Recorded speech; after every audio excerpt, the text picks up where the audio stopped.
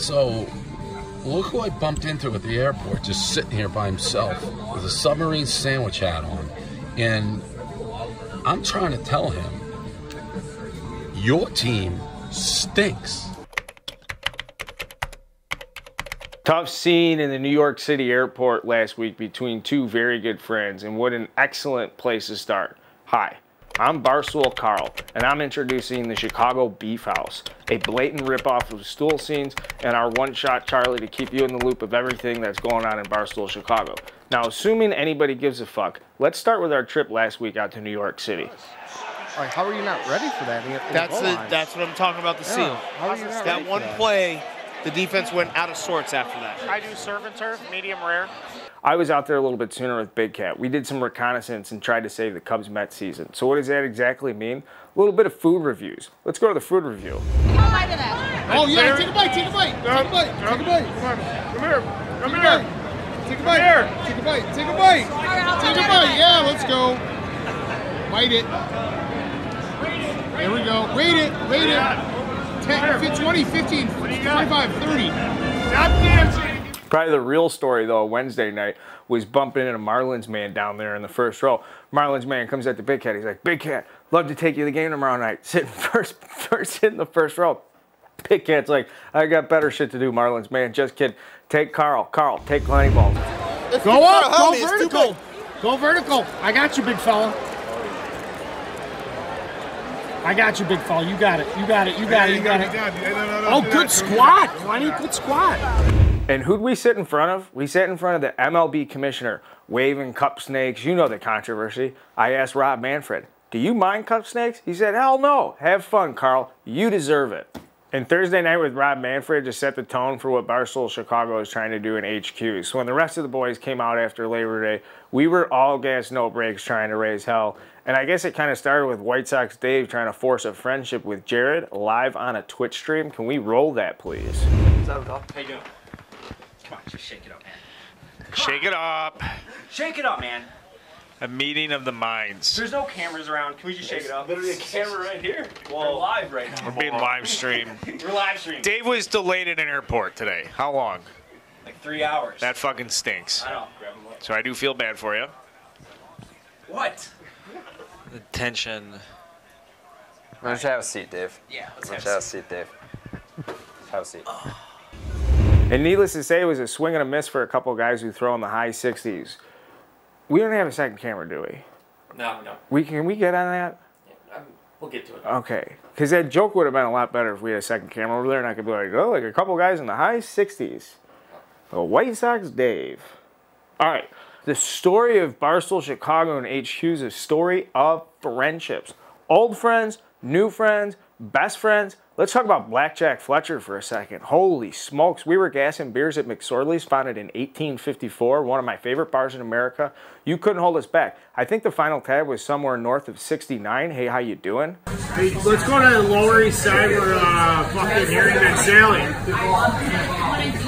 We're in Kansas? Yeah! $28 Sammy! And while the trip was all about making friends, is it any surprise Eddie was the one making the most friends? Starting off with day drinking and playing bocce ball with Large. Then he's got Captain Cons on Dog Walk talking about military experience. And then how about this? He got Rico Bosco to reveal his face on camera for the very first time while talking about prom night stories. Eddie's a savage. If you're not listening to his podcast, Dog Walk, you're a moron. Daily 15 minutes. Best content Barstool Chicago's got out there right now.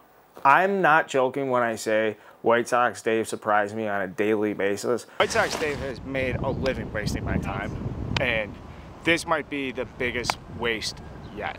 But this might be the most pathetic athletic feat I've ever seen this guy try and accomplish. But at the end of the day, like I said, it's all about distracting ourselves from the real reason we were out there, and that's the electric chair. And that meant taking us out to a FanDuel Sportsbook conveniently located in New Jersey. But before we did there, Prez was adamant. He had to pound the Bears, needed the Bears. Eddie, take the Bears, -3 for me. Here's $25,000 in cash. Eddie's like, I'm not taking 25 fucking large out there in cash. Well, here it is in a briefcase, Eddie. Eddie's like, I'm not taking this briefcase out there. So what did we do? We got the handcuffs. What are you saying? You gotta take off the hat, the back? Really? Manziel commercial. What? Bought that for Johnny Manziel. Yeah. You like that? Like, real quick. Not my money, though. Who wants to carry Dave Portnoy's $25,000 cash on him? Not me. We got stuffed on that couch. Can we zoom in on that couch for a second? Look at how much meat is on that couch. I forecast at least 1,000 pounds. Okay, zoom back out. Okay, now zoom back in on Chief's jacket for a second.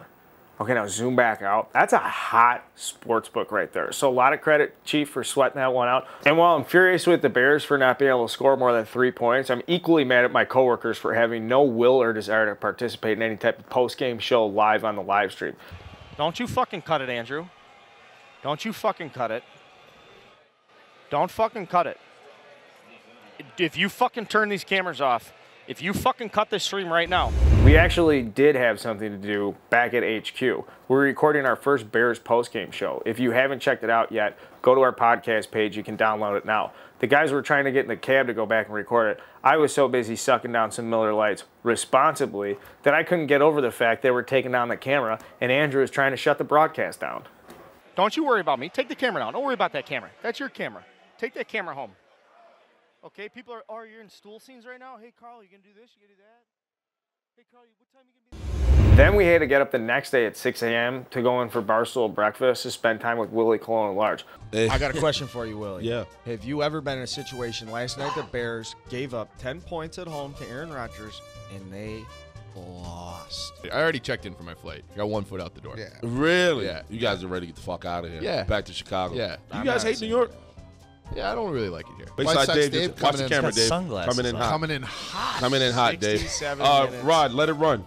And the great thing about Barstool Breakfast is it all just tied into the general theme of the trip. Making friends and distracting yourself from the Bears' loss. So Barstool Breakfast, guys, here's to you. And on the subject of friends. Your team stinks. I have nothing to say. Listen, it was terrible. It was you scored 3 points. You prepped all preseason. You prepped all training camp. We sucked. We flat out sucked. I'm about to hop on the plane, and look who rolls up. The big bad wolf. I'm trying to get some water. I got a soft pretzel. I'm just trying to hop on and leave. It's been here since Tuesday. But you gotta understand, when I bet all that money because of you. Thank God I wasn't on the other side of that camera. No way I would have handled that. I don't think anybody else in the Chicago office would. Eddie, this beef is for you. As for the rest of you mutts, this is the first, hopefully not the last edition of the Beef House. Hey, how you doing? Get yourself a cold one. This is brought to you by nobody because no one sponsors it yet.